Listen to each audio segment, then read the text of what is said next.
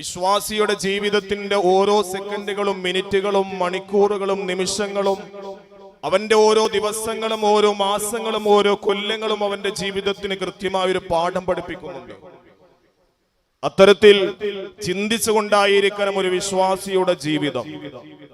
അള്ളാഹുവിന്റെ ഹബീബായ നബി സല്ലല്ലാഹു അലൈഹി വസല്ലമ തങ്ങൾ പഠിപ്പിക്കുന്ന പരിശുദ്ധമായ ഒരു ഹദീസ് തന്നെ അതിന്റെ എത്രയോ അർത്ഥപൂർണമായ രീതിയിൽ നമുക്ക് ചിന്തിക്കാൻ കഴിയുന്ന തരത്തിലേക്ക് അള്ളാന്റെ ഹബീബ് നബി തങ്ങൾ നമ്മോട് പഠിപ്പിക്കുന്നുണ്ട്. 2024 ഇപ്പോ തുടങ്ങിയുള്ളൂ ഉസ്താദേ, അതിനിടയ്ക്ക് 2025 പിറന്നല്ലോ എന്ന് ഞാനും നിങ്ങളുമൊക്കെ പലപ്പോഴും നമ്മുടെ കൂട്ടുകാരോട് പറയാറുണ്ട്. അതിന്റെ ആവലാദികളും വേവലാദികളും ഒക്കെ പറയാറുണ്ട്. 2024 കഷ്ടങ്ങളും നഷ്ടങ്ങളും ദുരന്തങ്ങളും ദുരിതങ്ങളും ഒക്കെ പറയാറുണ്ട്. 2024 വയനാടിന്റെ ദുരന്തം കടന്നു വന്നത്. അതുകൊണ്ട് തന്നെ 2024 ഏറ്റവും മോശമായ ഒരു വർഷമായി പലരും വിലയിരുത്താറുണ്ട്. എന്നാൽ വിശ്വാസിയെ സംബന്ധിച്ചിടത്തോളം അങ്ങനെയല്ല. വിശ്വാസിക്ക് കൃത്യമായൊരു പാഠമുണ്ട്. വിശ്വാസിയുടെ ജീവിതത്തിന് ധാരയുണ്ട്. ആ ധാരയനുസരിച്ചാണ് വിശ്വാസി ജീവിക്കേണ്ടത്.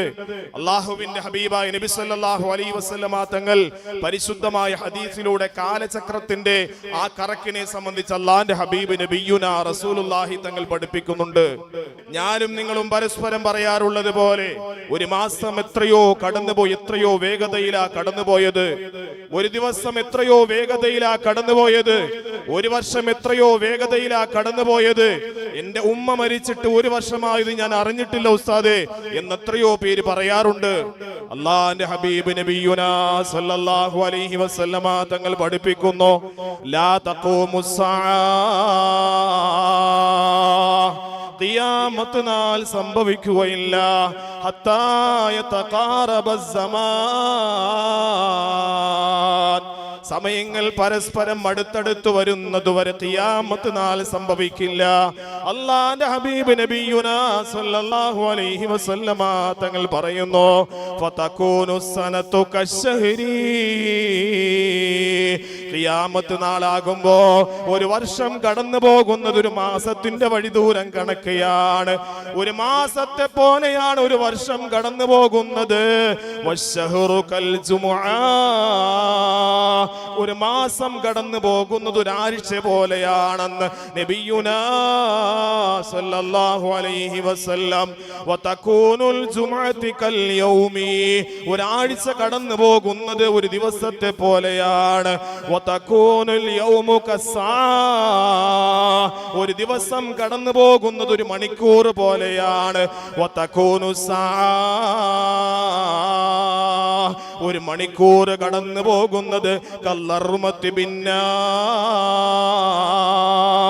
ഒരു തിരി കത്തിച്ച് വെച്ചിട്ട് ആ തിരി തീരുന്ന ദൂരത്തോളം അല്ലെങ്കിൽ അത് എത്ര സമയം വേണമോ ആ സമയം കൊണ്ടാണ് അവന്റെ ഒരു മണിക്കൂർ കടന്നു പോകുന്നത് എന്നുള്ള ഹബീബ് നബിയുനാ വ ഹബീബുനാ സല്ലല്ലാഹു അലൈഹി വസല്ലമ തങ്ങൾ പഠിപ്പിക്കുമ്പോ ഞാനും നിങ്ങളും പറയാറുണ്ട്, ഒരു വർഷം എത്രയോ നേരത്തെയാ കടന്നു പോയിട്ടുള്ളത്, എത്രയോ വേഗതയിലാ കടന്നു പോയിട്ടുള്ളത്.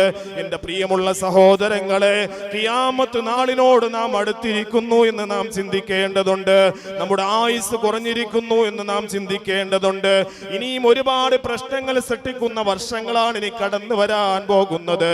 2024 സുഖലോലുപമായ 2025 വരാൻ പോകുന്നത്.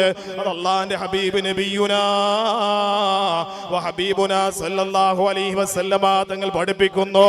എന്റെ പ്രിയപ്പെട്ട സഹോദരങ്ങളെ, ഓരോ വർഷത്തെ പ്രകൃതി ദുരന്തങ്ങളും നാം കാണുമ്പോ തലേ വർഷത്തെക്കാൾ ഭീകരമായ അവസ്ഥയാ പിറ്റേ വർഷം കാണുന്നത്. അല്ലാഹുവിന്റെ ഹബീബ് നബി തങ്ങൾ പഠിപ്പിക്കുന്നു, മാമിൻ ആമിൻ ഇല്ലാ വല്ലദീ ബഅദഹു ശർറുൻ മിൻഹു അതാതുൽഖു റബ്ബക്കും. അല്ലാഹുവിന്റെ ഹബീബ് നബിയുനാ സല്ലല്ലാഹു അലൈഹി വസല്ലമ തങ്ങൾ പഠിപ്പിക്കുന്നു, മാമിൻ ആമിൻ, ഏതൊരു വർഷമാകട്ടെ, ഇല്ലാ വല്ലദീ ബഅദഹു ശർറുൻ, അതിന് ശേഷമുള്ള വർഷം അതിന് മുമ്പുള്ള വർഷത്തേക്കാൾ ഭീകരമായിരിക്കും, ഷർറായിരിക്കും. ആരാ പറഞ്ഞത്? മുഖ്ബിറെ സ്വാദിഖ് മുഹമ്മദ് മുസ്തഫ. മുഖ്ബിറെ സ്വാദിഖ് മുഹമ്മദ് മുസ്തഫ. ഓക്കി ചുഴലിക്കാറ്റടിച്ച വർഷം നമുക്കറിയാം. അതുപോലെ പ്രകൃതിക്ഷോഭങ്ങൾ ഉണ്ടായി നമുക്കറിയാം, ഒക്കെ ഉണ്ടാകും. കൊറോണ ബാധിച്ച വർഷമൊക്കെ പലപ്പോഴും പലരും ആ വർഷങ്ങളെ പഴിക്കുകയും ശപിക്കുകയും ഒക്കെ ചെയ്തു. 2024 എത്തിയപ്പോ വയനാടിന്റെ ദുരന്തം നമ്മുടെ നെഞ്ച് കീറി. പ്രിയപ്പെട്ട സഹോദരങ്ങളെ, ഓരോ വർഷവും അത് കഴിഞ്ഞുള്ള വർഷത്തിനേക്കാൾ ഭീകരമായ ശർറായിരിക്കുമെന്ന് ആദരവായ നബിയുനാ ഹബീബുനാ സല്ലല്ലാഹു അലൈഹി വസല്ലം. അല്ലാഹു തആല കാത്തുരക്ഷിക്കുമാറാകട്ടെ. ഹത്താ തുൽഖു റബ്ബക്കും, നിങ്ങൾ നിങ്ങളുടെ റബ്ബിനെ കണ്ടുമുട്ടുന്നതുവരെ, നിങ്ങൾ നിങ്ങളുടെ റബ്ബിനെ കണ്ടുമുട്ടുന്നതുവരെ ഭീകരമായ ശർറായിരിക്കും നിങ്ങൾക്കിനി കടന്നു വരുന്ന ഓരോ വർഷവും.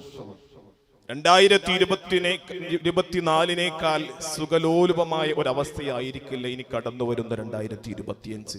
2025 കടുപ്പമായിരിക്കും 2026. അവൻ അള്ളാഹുവിനെ കണ്ടുമുട്ടുന്നതുവരെ ഓരോ വർഷവും അതിഭീകരമായിരിക്കും. ആദരവായി നബിത്തങ്ങൾ നമ്മോട് പഠിപ്പിക്കുമ്പോൾ അല്ലാഹു തആല നമുക്കെല്ലാം ശാന്തി സമാധാനം നൽകി അനുഗ്രഹിക്കുമാറാകട്ടെ. എന്റെ പ്രിയപ്പെട്ട സഹോദരങ്ങളെ, അതുകൊണ്ട് വിശ്വാസിയുടെ ജീവിതത്തിൽ ഈ കടന്നു വരുന്ന പുതുവർഷമുണ്ടല്ലോ, ഇംഗ്ലീഷ് കലണ്ടർ അനുസരിച്ചുള്ള പുതുവർഷത്തിന്റെ ഒരു പുതുവർഷമാണ് നാം ആഘോഷിക്കാൻ വേണ്ടി പോകുന്നത്. വിശ്വാസിക്ക് ആഘോഷമില്ല കേട്ടോ, ലോകം മുഴുവനും ആഘോഷിക്കപ്പെടാൻ വേണ്ടി പോകുന്നത്. അഡ്വാൻസ് ആയിട്ട് ന്യൂ ഇയറിന് വേണ്ടി എന്തൊക്കെ ചെയ്യാം, എന്തൊക്കെ പേക്കൂത്തുകൾ ചെയ്യാമെന്ന് പ്ലാൻ ചെയ്ത് കൃത്യമായി അതിനുവേണ്ടി കൃത്യമായി തയ്യാറായിരിക്കുന്ന ഒരു സമൂഹത്തിന്റെ മുന്നിൽ പ്രിയപ്പെട്ട സഹോദരങ്ങളെ, വിശ്വാസിക്ക് ആ ധാര ശരിയല്ല, വിശ്വാസിയുടെ ചിന്ത ശരിയല്ല. അത്തരത്തിലുള്ള ചിന്തകൾ വിശ്വാസത്തിന്റെ എതിരാണ് എന്ന് നാം ചിന്തിക്കേണ്ടതുണ്ട്, മനസ്സിലാക്കേണ്ടതുണ്ട്. അതുകൊണ്ട് പ്രിയപ്പെട്ട സഹോദരങ്ങൾ മനസ്സിലാക്കേണ്ടത്, നമ്മുടെ സമയങ്ങൾ ഓരോ മിനിറ്റുകളും ഓരോ സെക്കൻഡുകളും ഓരോ മാസങ്ങളും കടന്നു പോകുമ്പോൾ എത്ര വേഗതയിലാ കടന്നു പോകുന്നത്. ഓരോ സെക്കൻഡിനും നമുക്ക് ഏറ്റവും വലിയ മൂല്യമുണ്ട് എന്ന തിരിച്ചറിവ് നമുക്കുണ്ടാകണം. ആ ഓരോ സെക്കൻഡും വിലപ്പെട്ടതാണ്, ഒരു നിമിഷം വിലപ്പെട്ടതാണ്. ഒളിമ്പിക്സിലെ ഓരോ സെക്കൻഡുകളും വിലപ്പെട്ടതുപോലെ എത്രത്തോളം ഒളിമ്പിക്സിൽ നമുക്കറിയാം, ഒരു സെക്കൻഡ് കൊണ്ട് എതിരാളിയായ ഒരാൾ മത്സരാർത്ഥി മുന്നേറുമ്പോൾ ആ പരാജയത്തിലുണ്ടാകുന്ന അതിന്റെ ദുഃഖവും വ്യഥയും എത്രത്തോളമാണ് എന്നതിൽ പങ്കെടുക്കുന്നവർക്കറിയാം. ആ ഒരു സെക്കൻഡിന്റെ വില നമുക്ക് മനസ്സിലാക്കാൻ കഴിയും. ആ ഒരു സെക്കൻഡ് കൊണ്ട് എന്തെല്ലാം ആ ഒരു സെക്കൻഡിലൂടെ അവന് വിജയിക്കാൻ സാധ്യമായിരുന്നു എങ്കിൽ അവന് സ്വർണ്ണ കപ്പ് അവന്റെ കയ്യിലുണ്ടാകുമായിരുന്നു. പക്ഷേ ആ ഒരു നിമിഷത്തെ ഒരു ചെറിയ അശ്രദ്ധ കൊണ്ടോ അല്ലെങ്കിൽ അവന്റെ അശക്തി കൊണ്ടോ ആ ഒരു സെക്കൻഡിനെ മറികടക്കാൻ അവന് സാധ്യമാകാതെ വന്നപ്പോ ഒളിമ്പിക്സിൽ അവൻ തോറ്റുപോയി, അല്ലെങ്കിൽ 2ാം സ്ഥാനത്തായി, അല്ലെങ്കിൽ പിന്തള്ളപ്പെട്ടു. ആ ഒരു കാര്യം നമുക്കറിയാൻ കഴിയും. ഒന്ന് ചിന്തിച്ചു നോക്കിക്കേ, ഒന്ന് ചിന്തിച്ചു നോക്കൂ പ്രിയപ്പെട്ട സഹോദരങ്ങളെ. ഒരു നിമിഷത്തിന്റെ ഒരു മൂല്യം, ആ ഒരു മൂല്യം കൊണ്ട് അള്ളാഹുവിന്റെ അടുക്കൽ ഒരു വിശ്വാസിക്ക് എന്തെല്ലാം കൃത്യമായി ആ വിശ്വാസിയുടെ ജീവിതത്തിൽ നെയ്തെടുക്കാൻ സാധ്യമാകുമെന്ന തിരിച്ചറിവ് നമുക്കുണ്ടാകണം. ഓരോ നിമിഷങ്ങളും വിലപ്പെട്ടതാണെന്ന തിരിച്ചറിവ് നമുക്കുണ്ടാകട്ടെ. അള്ളാഹു അതിന് തൗഫീക്ക് നൽകി അനുഗ്രഹിക്കുമാറാകട്ടെ. അതുകൊണ്ട് വിശ്വാസിയുടെ ഓരോ നിമിഷങ്ങളും ഓരോ മാസങ്ങളും വർഷങ്ങളും എത്രത്തോളം അവന്റെ ജീവിതത്തിലെ ആയുസ്സുകൾ മുഴുവനും വിശ്വാസിക്ക് വിലപ്പെട്ടതാണെന്ന് കനപ്പെട്ടതാണെന്ന് തിരിച്ചറിവ് നമുക്കുണ്ടാകണം. അള്ളാഹുവിന്റെ ഹബീബ് നബിയുനാ സല്ലല്ലാഹു അലൈഹി വസല്ലമ തങ്ങൾ പഠിപ്പിച്ചു,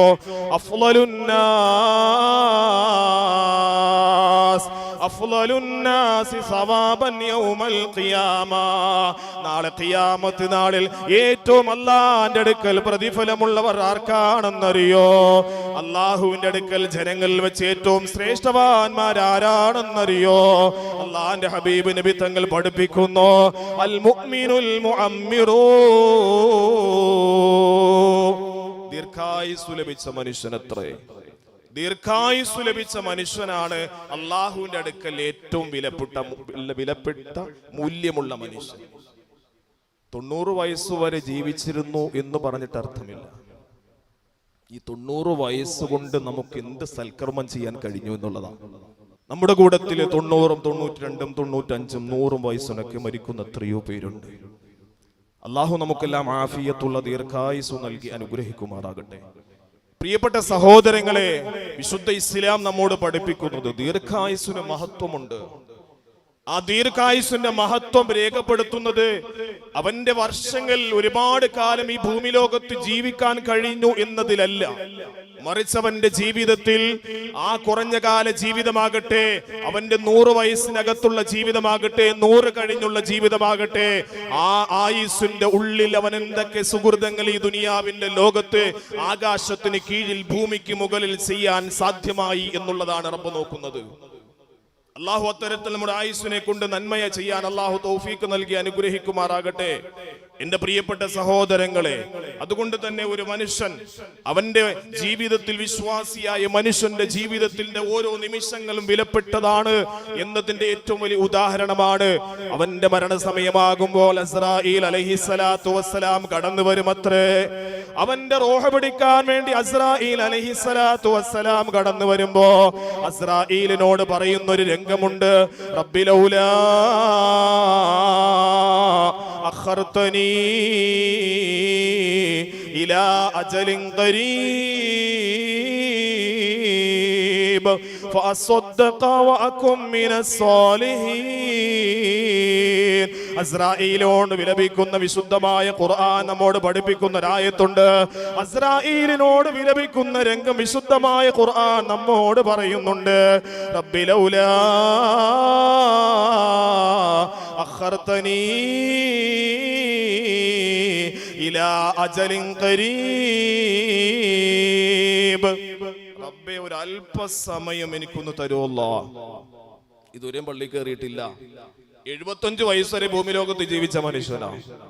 ഉസ്താദുമാര്, പള്ളി മഹല്ല് കമ്മിറ്റിക്കാര്, നാട്ടുകാര്, പള്ളിയിൽ നിസ്കരിക്കാൻ വരുന്നവര്, കൂട്ടുകാര്, നാട്ടുകാര്, വീട്ടുകാരൊക്കെ പറഞ്ഞു, ഒന്ന് പള്ളി പോകത്തില്ല. അസ്രായീൽ വന്നു. അസ്രായീൽ വരുന്നു, ദാനധർമ്മം ഒന്ന് ചെയ്യോ, പള്ളിക്ക് വേണ്ടി അത് കൊടുക്കോ. ഒരുപാട് പദ്ധതികളും പരിഷ്കാരങ്ങളും നമ്മുടെ പള്ളിയിൽ നടപ്പിലാക്കുന്നുണ്ട്. കേവലം നിങ്ങൾ കൊടുക്കാനുള്ള കുടിശ്ശിക പോലും പെൻഡിങ്ങിലാക്കി. മഹല്ലിന് വേണ്ടി നിങ്ങൾ കൊടുക്കാനുള്ള കുടിശ്ശിക പോലും പെൻഡിങ്ങിലാണ്. ഒന്ന് കൊടുക്കൂ. പലരും ചോദിച്ചു, പ്രസിഡന്റ് വന്ന് ചോദിച്ചു, സെക്രട്ടറി ചോദിച്ചു, പള്ളിക്ക് പിന്നെ പൈസ, പിന്നെ പള്ളിക്കോ പൈസ ചോദിച്ചു മടുത്തോ. അവന്റെ അക്കൗണ്ടിൽ അത് കടമായി മാറി. അവന്റെ അക്കൗണ്ടിൽ ഒരു കടമായി മാറി. നാളെ മരണശേഷം എത്ര നമസ്കാരമുള്ളവരാണെങ്കിലും ഇബാദത്തുള്ളവരാണെങ്കിലും കടക്കാരനായി മരിച്ചു കഴിഞ്ഞാൽ ഖബറിന്റെ ഉള്ളിൽ നിന്നും അവന്റെ നന്മകൾ ആകാശത്തേക്ക് ഉയർത്തപ്പെടുകയില്ല എന്ന് മുഖ്ബിറെ സ്വാദിഖ് മുഹമ്മദ് മുസ്തഫ. അത് വ്യക്തികൾ തമ്മിലുള്ള കടമാണെങ്കിലും പള്ളികൾ തമ്മിലുള്ള കടമാണെങ്കിലും അത് കുടിശ്ശികയാണെങ്കിലും ഏത് തരത്തിലാണെങ്കിലും, പ്രിയപ്പെട്ട സഹോദരങ്ങളെ, നിങ്ങളുടെ അക്കൗണ്ടിൽ കടമായിട്ടുണ്ടോ, ആ കടം വീടപ്പെടുന്നതുവരെ നിങ്ങളുടെ ഖബറിൽ നിങ്ങൾക്ക് സമാധാനം ഉണ്ടാകില്ല എന്ന് അഷ്റഫുൽ ഖൽഖ് മുഹമ്മദ് മുസ്തഫ. അള്ളാന്റെ ഹബീബ് നബി തങ്ങൾ മയ്യത്ത് നമസ്കരിക്കാത്ത ഒരു വിഭാഗം ഉണ്ടായിരുന്നു. വിശുദ്ധ ഖുർആനിൽ വിശുദ്ധമായ ഹദീസ് കാണാം. അള്ളാന്റെ ഹബീബ് നബി സല്ലല്ലാഹു അലൈഹി വസല്ലം തങ്ങൾ ഒരു സ്വഹാബിയുടെ മയ്യത്ത് കൊണ്ടുവച്ചു. സ്വഹാബാക്കൾ നബി തങ്ങളുടെ അടുക്കലേക്ക് പോയി പറഞ്ഞു, നബിയെ, മയ്യത്ത് വന്നിട്ടുണ്ട്, മയ്യത്ത് നമസ്കരിക്കാൻ വേണ്ടി അങ്ങ് കടന്നു വരണം. റസൂലുള്ളാഹി സ്വല്ലല്ലാഹു അലൈഹി വസല്ലം തങ്ങൾ മയ്യത്ത് നമസ്കരിക്കാൻ വേണ്ടി കടന്നു വന്നിട്ട് പെട്ടെന്ന് മധ്യഭാഗത്തെത്തിയപ്പോൾ നിന്നു. സ്വഹാബത്തിനോട് ചോദിച്ചു, ഈ മയ്യത്തിന് കടമുണ്ടോ സ്വഹാബ? റസൂലുള്ളാഹി സ്വല്ലല്ലാഹു അലൈഹി വസല്ലം തങ്ങളോട് സ്വഹാബത്ത് പറഞ്ഞു, 2 ദീനാർ ഉണ്ട് നബിയെ, 2 ദീനാർ കടമുണ്ട് നബിയെ. അള്ളാന്റെ ഹബീബ് നബി സല്ലല്ലാഹു അലൈഹി വസല്ലം തങ്ങളെ സ്വഹാബത്തിനോട് പറഞ്ഞു, സ്വഹാബ നിങ്ങൾ നമസ്കരിക്കോ. അള്ളാന്റെ ഹബീബ് പിന്മാറിപ്പോയി. ഉടൻ തന്നെ അവിടെ വന്ന പ്രമുഖനായ ഒരു സ്വഹാബി വര്യൻ ആ സദസ്സിൽ മയ്യിത്ത് നമസ്കാരത്തിന് വേണ്ടി നിൽക്കുകയാണ്. ആ സ്വഹാബി വര്യൻ അള്ളാന്റെ ഹബീബ് നബി സല്ലല്ലാഹു അലൈഹി വസല്ലം തങ്ങളോട് പറഞ്ഞു, യാ റസൂലല്ലാഹ്, ആ മനുഷ്യന്റെ 2 ദീനാർ കടം ഞാൻ വീട്ടിക്കൊള്ളാം നബിയേ. 2 ദീനാർ കടം ഞാൻ വീട്ടിക്കൊള്ളാം നബിയേ. മറ്റൊരു സ്വഹാബി വര്യൻ ആ കടം ഏറ്റെടുത്തോ. ആ പ്രിയപ്പെട്ട സ്വഹാബി വര്യന്റെ കടം വീടാൻ വേണ്ടി തയ്യാറായപ്പോ അള്ളാന്റെ ഹബീബ് നബി സല്ലല്ലാഹു അലൈഹി വസല്ലം തങ്ങള് സ്വഹാബത്തിന്റെ മുന്നിൽ ഇമാമത്ത് നിൽക്കാൻ വേണ്ടി മയ്യത്തിന് വേണ്ടി തയ്യാറായി. പിറ്റേ ദിവസം വാഗ്ദാനം ചെയ്ത കടം ഏറ്റെടുത്ത സ്വഹാബിയെ 2ാമത്തെ ദിവസം കണ്ടപ്പോ അള്ളാന്റെ ഹബീബ് നബി തങ്ങൾ ചോദിച്ചു, സ്വഹാബി, ആ മനുഷ്യന്റെ കടം എന്ത് ചെയ്തു? റസൂലേ, ഇന്നലെ അങ്ങോട്ട് മരിച്ചല്ലേ ഉള്ളൂ നബിയെ, ഇന്നലെ അങ്ങോട്ട് മരിച്ചല്ലേ ഉള്ളൂ, എനിക്ക് സമയം കിട്ടിയിട്ടില്ല റസൂലേ. റസൂലുള്ളാഹി സ്വല്ലല്ലാഹു അലൈഹി വസല്ലം തങ്ങൾ ഒന്നും മിണ്ടിയില്ല. 3ാമത്തെ ദിവസവും അല്ലാഹുവിന്റെ ഹബീബ് നബി സല്ലല്ലാഹു അലൈഹി വസല്ലം തങ്ങൾ സ്വഹാബത്തിനോട് ചോദിച്ചു, ആ മനുഷ്യനോട് ചോദിച്ചു, കടം വീടാൻ വേണ്ടി ഏറ്റ സ്വഹാബിയോട് ചോദിച്ചു, ആ മനുഷ്യന്റെ കടം എന്തായി? റസൂലേ, ഞാൻ ഇന്നലെ അത് വീടി റസൂലേ, ഇന്നലെ ഞാൻ അത് കടം വീടിയിട്ടുണ്ട് റസൂലേ. അള്ളാഹിന്റെ ഹബീബായ നബി സല്ലല്ലാഹു അലൈഹി വസല്ലം തങ്ങൾ ആ സ്ഥലത്തു വെച്ച് ഒപ്പു പറഞ്ഞു, ഇപ്പോഴാണ് ആ ഖബറാളിക്ക് സമാധാനം ലഭിച്ചിട്ടുള്ളത്. ആ കടം വീടിയ സമയത്താണ് പ്രിയപ്പെട്ട സഹോദരങ്ങളെ ആ ഖബറാളിക്ക് സമാധാനമുണ്ടായത് എന്ന് അള്ളാഹിന്റെ ഹബീബ് നബി സല്ലല്ലാഹു അലൈഹി വസല്ലം തങ്ങൾ പറഞ്ഞു. അതുകൊണ്ട് പള്ളിയിലെ കടമല്ലേ, കുടിശ്ശികയല്ലേ, അതൊക്കെ ആരെങ്കിലും ഒക്കെ അങ്ങ് വീടിക്കൊള്ളും എന്ന് പറയുന്ന ധാരണ ശരിയല്ല. വ്യക്തികൾ തമ്മിലുള്ള കടമാണെങ്കിലും 1 രൂപയുടെ കടമാണെങ്കിലും കടം അപകടമാണ്. നാളെ ഖബറിൽ നമുക്കത് ചോദ്യം ചെയ്യപ്പെടും. നമുക്ക് നമ്മുടെ നന്മകൾ അല്ലാഹുവിലേക്ക് ഉയർത്തപ്പെടില്ല. അതുകൊണ്ട് വിശുദ്ധമായ ഖുർആൻ പഠിപ്പിച്ചതുപോലെ റബ്ബി ലൗലാ അഖർതനി ഇലാ അജലിൻ ഖരീബ് ഫഅസ്വദ്ദഖ വഅകും മിനസ് സ്വാലിഹീൻ. അല്ലാഹുവേ, ഒരല്പസമയം എനിക്കൊന്നു തരണേ അല്ലാ. എന്നോട് പള്ളിക്കാർ എത്രയോ നാളുകൊണ്ട് കുടിശ്ശിക ചോദിക്കുന്നു റബ്ബേ. എന്റെ കുടുംബാദികൾക്ക് ഞാൻ കൊടുക്കാനുള്ള എത്രയോ മാത്രം കാശുകൾ എന്നോട് ചോദിച്ചു റബ്ബേ. എന്റെ വസ്തുവകകൾ വിറ്റിട്ട് ഞാൻ എന്റെ കുടിശ്ശികളും എന്റെ കടങ്ങളും ഒക്കെ തീർത്തിട്ട് റബ്ബേ ഞാൻ സ്വതക്ക ചെയ്യാം, സക്കാത്ത് കൊടുക്കാം, ദാനധർമ്മം ചെയ്യാം, ഞാൻ പള്ളിയിൽ പോയി നമസ്കരിച്ചു കൊള്ളാമല്ലാ എന്ന് കിടക്കുന്ന മനുഷ്യൻ, മരണാസന്നനായി കിടക്കുന്ന മനുഷ്യൻ വിലപിച്ച് പറയുമെന്ന് വിശുദ്ധമായ ഖുർആൻ നമ്മോട് പഠിപ്പിക്കുമ്പോൾ എന്റെ പ്രിയപ്പെട്ട സഹോദരങ്ങളെ, 2025 കാലുകുത്താൻ വേണ്ടി പാദമൂന്നാൻ വേണ്ടി കാത്തിരിക്കുന്നവരെ 2025 പ്രവേശിക്കുമെന്ന് എനിക്കോ നിങ്ങൾക്കോ തീർച്ചപ്പെടുത്താൻ കഴിയുമോ? 2024 തീരോ എന്ന് തന്നെ നമുക്കറിയില്ല. എന്റെ നാട്ടില് കഴിഞ്ഞ 2-3 ആഴ്ചകൾക്ക് മുമ്പ് ഒരു 3 മരണം നടന്നു. അല്ലാഹു അവർക്ക് മഗ്ഫിറത്ത് നൽകി അനുഗ്രഹിക്കുമാറാകട്ടെ. ഒരു മാതാവ്, ആ മാതാവ് പ്രായമുള്ള സ്ത്രീയാ. ആ മാതാവ് മരണപ്പെട്ടു. 40-ന്റെ അന്ന് ഉസ്താദ് വീട്ടിലേക്ക് ളുഹർ നമസ്കാരത്തും കഴിഞ്ഞിട്ട് ദുആക്ക് വേണ്ടി 40-ന്റെ ആ മാതാവ് മരണപ്പെട്ട് 40-ന്റെ ദുആക്ക് വേണ്ടി ഉസ്താദ് വന്നു ദുആ ചെയ്യാൻ വേണ്ടി ഒരുങ്ങി. അപ്പൊ മകൾ അവിടെ അടുത്തുണ്ട്. മകൾ ഉജീനം കൊടുക്കാൻ വേണ്ടി ഫ്രൂട്ട്സും കാര്യങ്ങളൊക്കെ കട്ട് ചെയ്തിട്ട് ദുആക്ക് വേണ്ടി കസേരയിൽ വന്ന് ഇരിക്കുകയാണ്. ഉസ്താദ് ദുആക്ക് വന്നിട്ടുണ്ട്. ഉസ്താദ് എല്ലാം ഓതിക്കഴിഞ്ഞ് ദുആ ചെയ്യാൻ വേണ്ടി തയ്യാറായി വന്നപ്പോ ഈ ഫ്രൂട്ട്സ് എല്ലാം അരിഞ്ഞ് കട്ട് ചെയ്തിട്ട് ദുആക്ക് വേണ്ടി കാത്തിരുന്ന മകൾ ദുആക്ക് വേണ്ടി കൈ ഉയർത്തുന്നതിന് മുമ്പ് ഒരൊറ്റ ശ്വാസം വലി മരിച്ചു. ഉമ്മയുടെ 40-ന്റെ അന്ന് മകൾ മരണപ്പെട്ടു. ആ മകളുടെ ഭർത്താവ്, എന്റെ പ്രിയപ്പെട്ട സഹോദരങ്ങളെ, നമ്മുടെ നാട്ടിൽ അത്ഭുതപ്പെട്ട ഒരു മരണമായിരുന്നു. കാരണം വളരെ കഷ്ടപ്പാടോടുകൂടി ഈ ലാസ്റ്റ് മരണപ്പെട്ട പിതാവ്, ഞാൻ പറയാൻ പോകുന്ന പിതാവ് പള്ളിയിൽ മുഅദ്ദിനായിട്ട് ജോലി ചെയ്തവരാണ്. വളരെ സാധുവായിരുന്നു. അവിടെയുള്ള KMOF-ന്റെ സന്നദ്ധ പ്രവർത്തകര് വീട് നിർമ്മാണത്തിന് വേണ്ടി സാമ്പത്തിക സ്വരൂപണം നടത്തി വീട് നിർമ്മാണം നടത്തിക്കൊണ്ടിരിക്കുന്ന സന്ദർഭം കൂടിയാണ്. എന്റെ പ്രിയപ്പെട്ട സഹോദരങ്ങളെ, ആ പ്രിയപ്പെട്ട മുഅദ്ദിൻ തന്റെ ഭാര്യ മരിച്ചു 40-ന്റെ അന്ന്, 40-ന്റെ തലേ ദിവസം കടയിൽ പോയി ഭാര്യയുടെ 40-ന് വേണ്ടിയുള്ള സാധനങ്ങളൊക്കെ വാങ്ങിയിട്ട് 40 നടത്തി പിറ്റേ ദിവസം ആ ഭർത്താവ് മരണപ്പെട്ടു പോയി. ഒന്ന് ചിന്തിച്ചു നോക്കി, എന്ത് അത്ഭുതം! അള്ളാഹു അവർക്ക് മഗ്ഫിറത്ത് നൽകി അനുഗ്രഹിക്കുമാറാകട്ടെ. നാം ആരും പ്രതീക്ഷിക്കുന്നില്ല പ്രിയപ്പെട്ട സഹോദരങ്ങളെ. അതുകൊണ്ട് വിശുദ്ധമായ ഖുർആൻ പഠിപ്പിച്ചതുപോലെ സൽക്കർമ്മങ്ങൾക്ക് വേണ്ടി നാം മുൻപന്തിയിലാകണം. നമ്മുടെ ബാധ്യതകളൊക്കെ പരിപൂർണമായി സൃഷ്ടാവിനോടും സൃഷ്ടികളോടുമുള്ള ബാധ്യതകൾ പരിപൂർണമായി നിർവഹിച്ചുകൊണ്ട് റബ്ബിന്റെ അടുക്കൽ ഇഷ്ടപ്പെട്ട സമയം, ഏതു സമയം പോകാൻ അള്ളാഹു നമ്മെ വിളിച്ചാലും ഇഷ്ടപ്പെട്ട രീതിയിൽ പോകാനുള്ള തയ്യാറെടുപ്പുകൾ നമുക്ക് വേണം. ഒരാൾ മരണപ്പെട്ട് കഴിയുമ്പോൾ മറ്റുള്ളവർ വിലപിക്കാൻ പാടില്ല. എനിക്ക് അയാൾ 50,000 രൂപ തരാനുണ്ടായിരുന്നു. അള്ളാഹു കാത്തുരക്ഷിക്കുമാറാകട്ടെ. കടക്കാരനായി മരിക്കുന്നതിൽ നിന്നും അള്ളാഹു നമ്മെ കാത്തുരക്ഷിക്കുമാറാകട്ടെ. മരണപ്പെട്ടതിന് ശേഷം പള്ളിക്കാര് പറയും, അയാൾക്ക് ഒരുപാട് കുടിശ്ശികയുണ്ടായിരുന്നു. ഈ ഒരു അവസ്ഥ നമുക്കുണ്ടാകരുതേ പ്രിയപ്പെട്ട സഹോദരങ്ങളെ. ഞാൻ പറഞ്ഞു വരുന്നത്, നമ്മുടെ സമയത്തിന് മൂല്യമുണ്ട്. നമ്മുടെ സമയത്തിനും നമ്മുടെ സമ്പത്തിനും അള്ളാഹു നൽകിയ മുഴുവൻ അനുഗ്രഹങ്ങൾക്ക് മൂല്യമുണ്ട്. അതുകൊണ്ട് പ്രിയപ്പെട്ട സഹോദരങ്ങളെ, ആ ഒരു കാര്യത്തിൽ എല്ലാവരും ജാഗ്രതയോടുകൂടി മുന്നേറുക.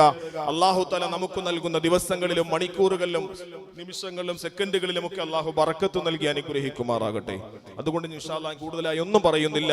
2025 പിറക്കുന്നു എന്ന് പറഞ്ഞിട്ട് വിശ്വാസിയെ സംബന്ധിച്ചിടത്തോളം അധാർമികതയുടെ പേക്കൂത്തുകളും അധാർമികതയുടെയും അശ്ലീലതയുടെയും മേച്ചിൽപ്പുറങ്ങൾ തേടി പോകേണ്ടവരുമല്ല വിശ്വാസി എന്ന് പറയുന്നത്. കൃത്യമായി അള്ളാഹു ഒരു മനുഷ്യനും നൽകിയിട്ടില്ല. ഒന്ന് ചിന്തിച്ചു നോക്കിക്കേ പ്രിയപ്പെട്ട സഹോദരങ്ങളെ. അള്ളാഹു നാം ഓരോരുത്തരും പറയാറുണ്ട്, ഞാനും പറയാറുണ്ട്, നിങ്ങളും പറയാറുണ്ട്, അള്ളാഹു എനിക്ക് ഒരു വയസ്സ് കൂടി കൂടി എന്ന് പറയാറുണ്ട്.